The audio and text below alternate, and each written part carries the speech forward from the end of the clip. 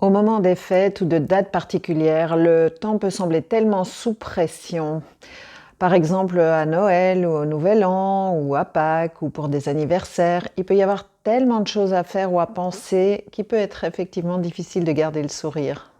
Ça peut être à Noël ou à une date particulière, mais ça peut être aussi dans votre quotidien quand il y a un trop plein d'activités, de choses à penser ou à faire, que vous avez du mal à garder le sourire. Mais une chose dont il faut se souvenir, c'est que plus on se dit que ça va être difficile et que c'est difficile, et plus c'est difficile en retour.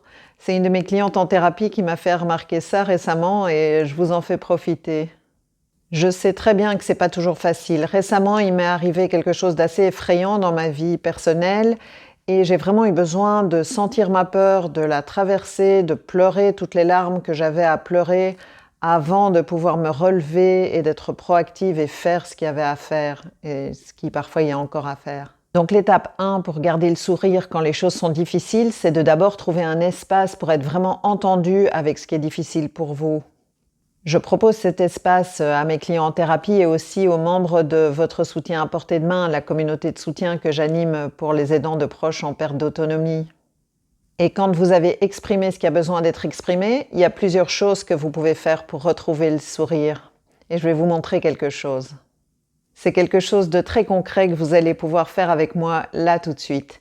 Donc d'abord, on va croiser les jambes, les pieds, en fait, juste à l'endroit des chevilles. Donc vos chevilles se touchent, mais avec les pieds croisés. Et puis, on va croiser les bras aussi, donc en tournant les mains. Et on va croiser les doigts, là, comme ça. Et puis, on va revenir avec les mains par en dessous et les ramener et les poser comme ça sur votre plexus solaire. Voilà, et on va tenir cette position une petite minute.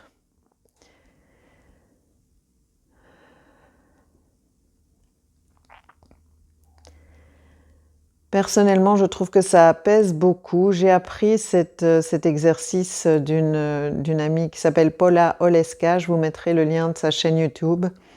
Elle est en anglais, mais il y a des sous-titres. Et donc, on reste comme ça une petite minute. Et ensuite, on va commencer par décroiser les pieds. Et puis, on va décroiser les mains et on va les remettre avec les doigts qui se font face pour chaque main. Et vous pouvez poser les avant-bras sur vos genoux si vous voulez. Et on va passer une trentaine de secondes comme ça aussi.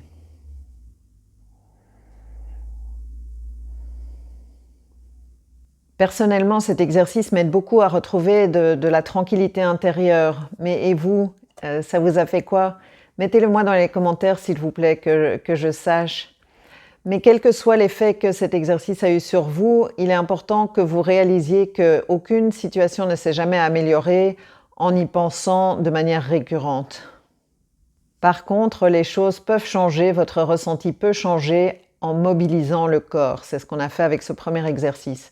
Mais je vais vous donner une liste de choses que vous pouvez essayer et puis j'aimerais beaucoup que vous me mettiez dans les commentaires laquelle marche pour vous ou si vous avez d'autres idées.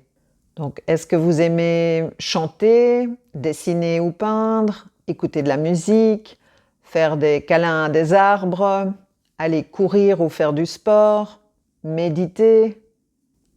Tous ces exemples sont des choses qui aident certaines personnes à retrouver plus de paix intérieure. Mais la chose la plus importante pour vous, c'est de trouver ce qui vous amène plus de paix intérieure. Mais peut-être que vous savez déjà ce qui vous convient et que vous ne le faites pas. Si c'est le cas, vous allez sans doute aimer ce que j'ai mis pour vous dans la description de cette vidéo. J'ai créé un kit état d'esprit gagnant pour vous avec un e-book qui comprend mon processus en 5 étapes pour avoir un état d'esprit gagnant et 2 méditations pour aller avec 2 des étapes du processus. C'est gratuit, il me faut juste votre adresse mail pour pouvoir vous l'envoyer, vous trouverez le lien dans la description. Et si vous sentez que vous avez besoin de plus de soutien, gardez à l'esprit que j'ai une communauté de soutien que j'anime pour les aidants proches comme vous, que j'ai créée pour qu'elle ait un accès facile à la fois de manière logistique, de manière financière et aussi pour votre emploi du temps. Et le lien est également dans la description. Mais la chose la plus importante à vous rappeler, c'est que vous n'arriverez nulle part si vous cherchez toutes les réponses dans votre tête. Il y a tellement plus à gagner en mobilisant votre corps ou en vous connectant avec les autres, et je serais tellement contente de pouvoir vous aider avec les deux. Et pour commencer, je vous invite à vous procurer votre kit État d'esprit gagnant dans la description, ou vous pouvez aller au lien directement edokima.com/état d'esprit gagnant tout attaché.